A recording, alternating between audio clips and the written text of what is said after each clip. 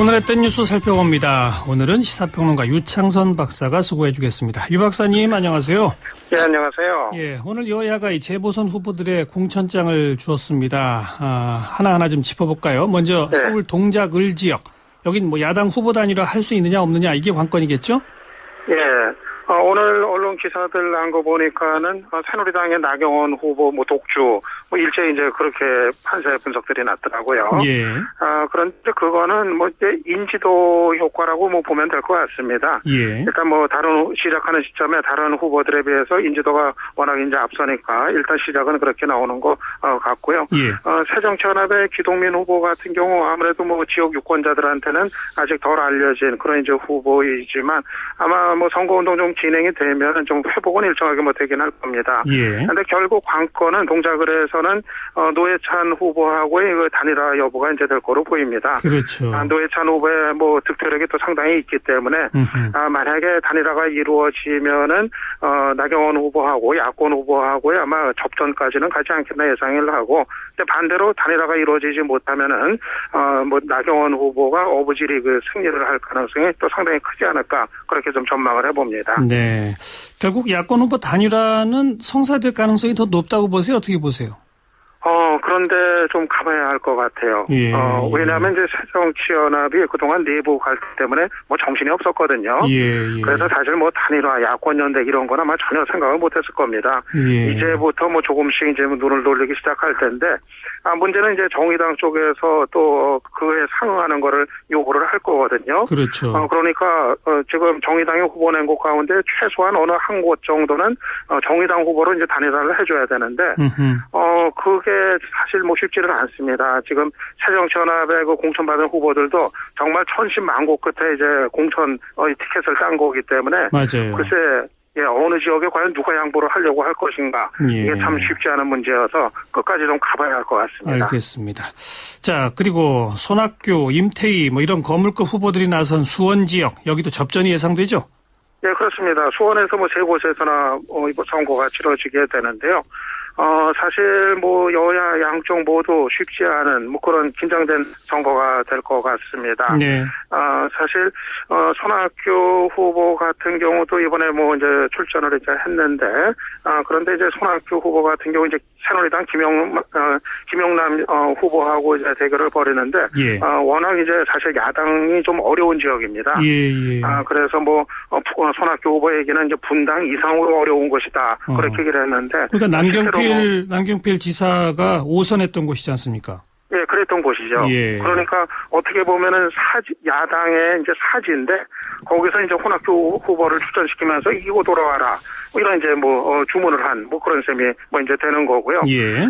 그리고 이제 수원 을이나 이제 수원 정 같은 경우 이곳 같은 경우도 또 사실은 좀 야당의 좀 우세를 예상을 처음에는 많이 하기도 했는데 이번에 공천된 결과 보니까는 새누리당 후보들이 좀 이 지역 기반이 좀 일정하게 있어요. 네. 반면에 이 새정치연합 후보들 같은 경우는 좀 지역 기반이 좀 얇은 그런 이제 편이기 때문에 상당히 또 서로가 긴장된 선거가 될 거로 보입니다. 예. 특히 수원 정 같은 경우는 또 정의당의 이제 천호선 대표가 또 이제 후보로 나섰기 때문에 맞아요. 그쪽 같은 경우도 이제 야권표 이제 분산에 대한 부담, 예. 야권 쪽에서는 또 이제 그런 문제가 또 있습니다. 그러니까 이 수원 정하고 서울 동작을 경우가 야권 후보 단일화가 되느냐 마느냐, 서로 하나씩 네. 주거니 받거니 하느냐, 이런 논의들이 물밑에서 이제 앞으로 이제 시작될 그런 단계로군요. 네, 그렇습니다. 전체적으로 이번 선거의 관전 포인트를 좀 정리해 주신다면? 한 두 가지 정도 될 것 같아요. 우선 지금 초반 쟁점으로 부상을 하고 있는 권은희 전 과장의 이 출마 문제. 예. 이게 과연 전국 재보선에 어떤 여론의 그 반응이 어떻게 나올지 이게 하나 이제 관심사입니다. 예. 물론 이제 광주 광산을의 새정치연합 후보로 출마를 했는데 지금 새누리당에서는 아주 대대적인 공격에 나섰거든요. 그렇죠. 예, 거 봐라. 한통속 아니었느냐. 이제야 이제 다 드러났다.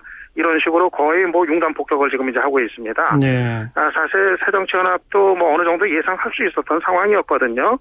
예, 그럼에도 불구하고 이제 공천을 뭐 지도부가 이제 강행을 이제 했던 건데, 예. 광주에서는 뭐 되지 않겠는가 뭐 예상이 이제 됩니다만은 다른 14곳의 선거에 어떤 여론에 이제 영향을 미칠지 이게 그렇죠. 하나 이제 변수가 있고요. 예. 그리고 이제 또 하나는 이제 박근혜 대통령 지지율이 지금 상당히 크게 하락한 그런 상태에서 선거가 치러지는 거거든요. 네. 지난 뭐 6.4 선거 때하고 또 이제 환경이 이제 다릅니다. 그렇기 때문에 새누리당이 박근혜 마케팅을 전처럼 또 이렇게 적극적으로 활용하기는 좀 어려운 상황인데, 네. 박근혜 대통령 지지율이 하락, 이게 또 어떻게 이제 선거에 이제 반영이 될지, 이게 또 하나 이제 뭐 변수가 되겠죠. 이번에 그 몇 곳에서 어디를 어떻게 이기면 승리했다. 서로의 그 승패의 어떤 판가름 기준 같은 건 어떨까요?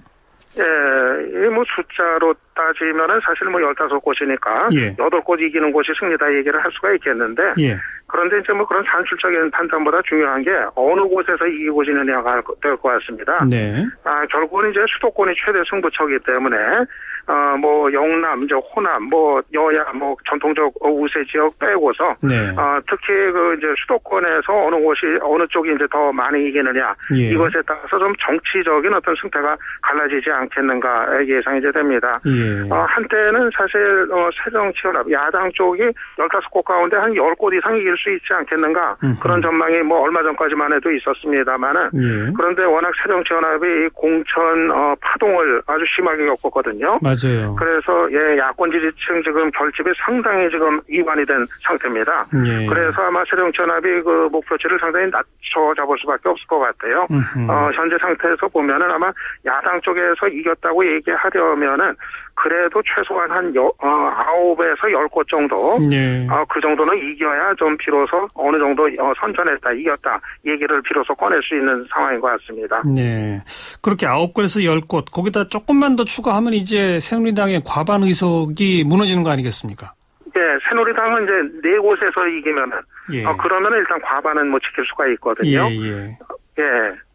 그러니까 그 4곳이라는 것은 이 새정치연합이 11곳 넘어서 12곳 이렇게 되면은 과반까지 무너뜨리는 거니까 완전히 완승이라고 할 수가 있고. 그렇죠. 그렇게 9곳 되는 정도, 거죠. 9곳이나 10곳 정도 이겨야 그래도 좀 뭐 선전했다. 이런 평가 받을 수 있다 이 말씀이시군요. 예, 그런 거죠. 그래서 네. 한때는 사실 새누리당이 이 과반성 무너지는 거에 대해서도 긴장을 좀 했거든요.